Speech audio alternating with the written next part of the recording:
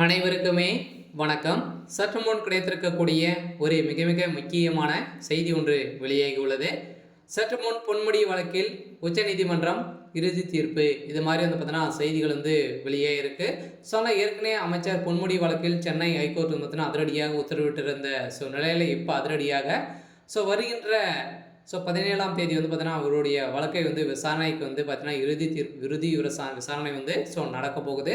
இந்த விசாரணை அடிப்படையில் இப்போ பார்த்தீங்கன்னா பரவலாகவே ஒரு செய்தி வெளியே இருக்குது. பொன்முடி அவர்களுக்கு 7 ஆண்டு சிறை தண்டனை கன்ஃபார்ம் அப்படின்ற மாதிரி தான் இப்போ வெளியே இருக்கக்கூடிய செய்தியால் அமைச்சர் பொன்முடி அவர்கள் பார்த்தீங்கன்னா அதிரடியாக பெரும் கதறி சொல்லதாக செய்தி வெளியே இருக்குது. அவருடைய வழக்கில் என்ன தீர்ப்பு வழங்க போகிறாங்க பார்த்தீங்கன்னா இந்த விவகாரத்தில் எதிர்பார்ப்பு ஆய்வுகள் மீண்டும் பார்த்தீங்கன்னா அமைச்சர் பொன்முடி சொத்து குவிப்பு வழக்கில் அதிரடியாக தாக்கல் செய்யப்பட்ட மனுவை நிராகரித்திருக்கக்கூடிய சூழ்நிலையில் தான் இப்போ அதிரடியாக அமைச்சர் பொன்முடி அவர்கள் கூடிய விரைவில் வருகின்ற 17ஆம் தேதிக்குள்ள இவருடைய ஒட்டுமொத்த கதையை தான் முடிய போகுது அப்படின்ற மாதிரி இப்போ வெளியே இருக்கு.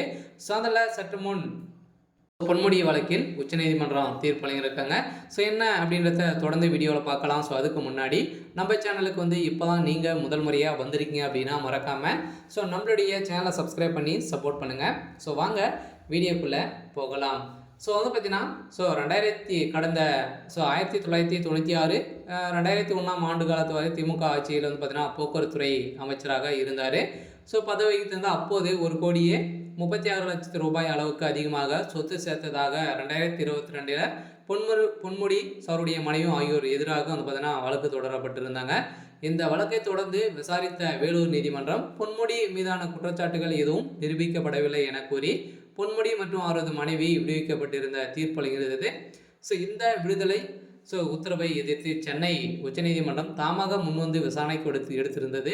இந்த நிலையில் சென்னை ஹைகோர்ட் பார்த்தீங்கன்னா நீதிபதி ஆனந்த வெங்கடேஷ் முன்பு இந்த வழக்கு இன்று மீண்டும் விசாரணைக்கு வந்தபோது வழக்கின் இறுதி தீர்ப்பினை ஏப்ரல் மாதம் தொடங்கியது என்றும் ஏப்ரல் 17ஆம் தேதி வரை தினந்தோறும் இந்த விசாரணை நடத்தப்படும் எனவும் அறிவிக்கப்பட்டிருந்த நிலையில் இப்போ பிப்ரவரி 14ஆம் தேதிக்குள்ள இவருடைய விசாரணை பார்த்தீங்கன்னா முடிவுக்கு வரப்போகுது அப்படின்ற மாதிரி தான் இப்போ வெளியே இருக்கக்கூடிய செய்தியால் ஏற்கனவே பொன்முடி அவர்கள் பார்த்தீங்கன்னா சொத்து குவிப்பு வழக்கில் நிறைய அவருடைய மனைவிக்கும் அவருடைய பொன்முடி அவருடைய மகனுக்கும் பார்த்தீங்கன்னா இறுதி தீர்ப்பு வழங்கியிருந்தாங்க இல்லையா.